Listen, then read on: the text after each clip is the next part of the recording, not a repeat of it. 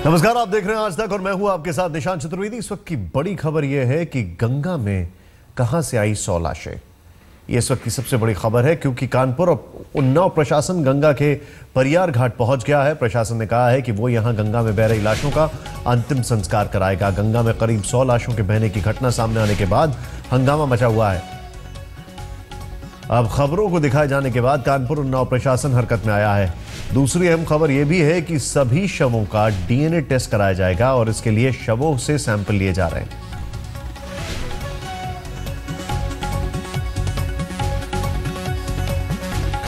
रंजय सिंह इस वक्त हमारे साथ हैं। रंजय, सबसे पहले यह बताएं कि ये एकाएक 100 शव समझ से परे है, क्या अंदाजा लगाया जा रहा है? ये अंदाजा सिर्फ इतना लगाया जाता है, ये एक संगम है। ये संगम कहा जाए प्रशासनिक चूक का, हमारी कुछ गरीबी, उन परिवारों के जो काफी गरीब है, और यह एक कुछ परंपराओं का। दरअसल यहाँ जो लाशें आई, स्थानीय लोगों को, पंडित लोगों से जिनसे बात की गई, एक जो लाशें पड़ी, उनका ये कहना है ये अक्सर हर साल ऐसा होता है। जब गंगा का पानी घटता है तो यहाँ लाशों का ढेर लग जाता है, क्योंकि ये निचला थोड़ा इलाका है और जहाँ से घाटों के पास जो ऊपर इलाका है वहाँ से लाशें बहाई जाती हैं। ये गांव जहाँ मिठुर घाट है और परियर घाट है, यहाँ आसपास का काफी गरीबी क्षेत्र है। तो यहाँ से जो गरीब परिवारों की जो लाशें आती हैं, उनके तो घाट पे जब उनको क्रिएशन करना हो तो 4-5 हजार रुपया खर्चा आता है। तो कुछ लोग अपने गरीब जो लाशें होती है उनको ऐसी परवाह कर देते हैं। कुछ परंपरा ये है, लोगों की कहना है कि जो हर हिंदू समाज में जाता है कि जो नाबालिग लोग होते हैं, 18 साल से कम होते हैं, या जिनकी शादियां नहीं होती हैं, उनको भी आग नहीं दी जाती है, तो उनको भी ऐसे परवाह कर दिया जाता है। और प्रशासनिक चूक है कि कुछ इस तरह की बॉडियां होती हैं कि उनको यहाँ रोकना चाहिए, गंगा में जैसे बहाने से रोकना चाहिए, लेकिन प्रशासन का इस तरह की कोई व्यवस्था होती नहीं। हर घाट पे कोई पुलिस वाले, हर घाट पे पुलिस वाले कोई होते नहीं है, तो जिसको जो ऐसा मौका पाता है वो गंगा में बहा देता है। तो ये मेन उसी कारण संगम है कि तीनों चूकों का मिलाकर के एक संगम है यहाँ पे। अब चूंकि खत्ता लाशें हो गई है, मीडिया की दृष्टि चली गई है, तो प्रशासन को भी लग रहा है कि इस पे हमको एक्शन लेना है। इसलिए कल तो प्रशासन, ये करीब इधर 10 दिन से लाशें बाहर निकली हुई थी, लेकिन प्रशासन की नजर नहीं थी। जब मीडिया में खबर पड़ी तो सारे कानपुर जिला प्रशासन और उन्नाव जिला प्रशासन दोनों एक साथ पहुंचा है वहाँ पे। अब प्रशासन उसका दावा है, कहना है कि मैं इनका डीएनए सैंपल कराएंगे, इसके बाद हम इनका खुद ही क्रिमेशन कराएंगे। ये बताइए कि अभी इस वक्त वहां पर प्रशासन पहुंच चुका है और क्या क्या हो रहा है? प्रशासन तो कल से ही एक्टिव हो गया था। इस समय डीएम उन्नाव के डीएम आई हैं, नेहा अग्रवाल जी, सौम्या अग्रवाल, डीओ, पुलिस प्रशासन, कानपुर का पुलिस प्रशासन, इस सब इकट्ठा पहुंचा हुआ है। डॉक्टरों की टीमें आई हुई हैं और वो यहाँ के एक लाश का सैंपलिंग कर रहे हैं। सैंपलिंग करने के बाद डीएम का कहना है कि हम इसको डीएनए टेस्ट के लिए भेजेंगे और उसके बाद जो भी लाशें उनको निकलवा करके यहाँ रेसी में ही या तो उनको अपनाया जाएगा या फिर उनकी क्रिमेशन कराया जाएगा उनका।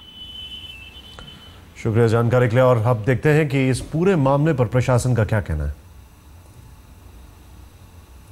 और ये निर्णय लिया है कि कल जैसे ही उजाला होगा तो हम लोग मेडिकल सुनिश्चित कराएंगे समस्त लाशों का, और फिर उनको डिस्पोज की क्या व्यवस्था की जाती है? वो हम लोग कल जब एक बार मेडिकल परीक्षण हो जाएगा उसके बाद उस संबंध में हम लोग एक निर्णय लेंगे।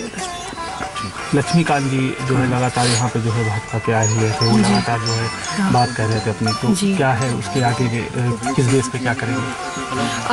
उनकी वो जनप्रतिनिधि हैं, उनकी बातों को हम लोग सुन रहे हैं और उनका भी अपना एक ओपिनियन है, उस पर जैसा हम लोगों को उचित लगेगा सब पक्षों को सुन समझ के उचित कार्रवाई करेंगे। कोई पानी के जब बहाव नहीं है तो जो भी डेड बॉडीज जलाई जा रही हैं और जो भी पानी के बहाव नहीं है तो उसमें वहाँ से बह नहीं सकती हैं।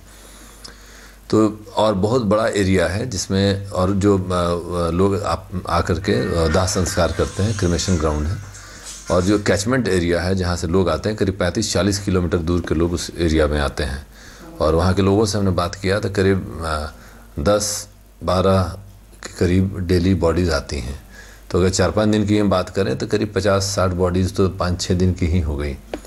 और बहुत सारी बॉडीज ऐसी थी, चूँकि आसपास के एरिया उतना संपन्न नहीं है, तो गरीब लोग हैं तो वो बॉडी को रख करके केवल बालू से ही ढक देते हैं।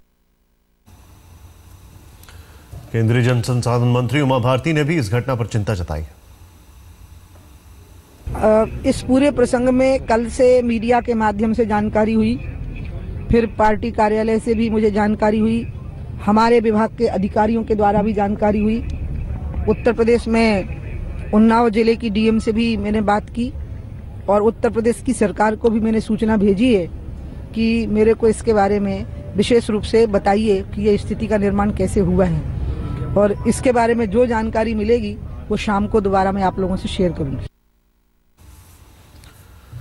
सबसे चिंता का विषय यह है कि जब गंगा की सफाई की बात हो रही है, स्वच्छ गंगा की बात हो रही है, देश में सफाई अभियान की बात हो रही है, तो ऐसी घटना सामने आती है जिसमें एक दो नहीं बल्कि 100 शव गंगा में दिखाई देते हैं बहते हुए। इस पूरे मामले पर बीजेपी के प्रदेश अध्यक्ष उत्तर प्रदेश के लक्ष्मीकांत वाजपेयी का बयान कि रात के 11:35 पर वो आकर आए हैं यहाँ पर दौरा करने के लिए, मौका देखने के लिए। मौका देख लें वो, लेकिन अगर रात में कुछ यहाँ हुआ तो फिर भारतीय जनता पार्टी उन्नाव के प्रशासन के साथ सख्ती से निपटेगी। क्या लगता है जिला प्रशासन रात के अंधेरे में आखिर क्या करना चाहता है, जबकि जिला प्रशासन उन सबों को ठिकाने लगना चाहता है। मेरे आने के बाद प्रेशर बिल्डअप हो गया इसलिए आया है। मेरा ये कहना है कि अभी भी मैं मौतों के बारे में, ये सबों के बारे में कुछ कहना नहीं चाहता, जांच होनी चाहिए।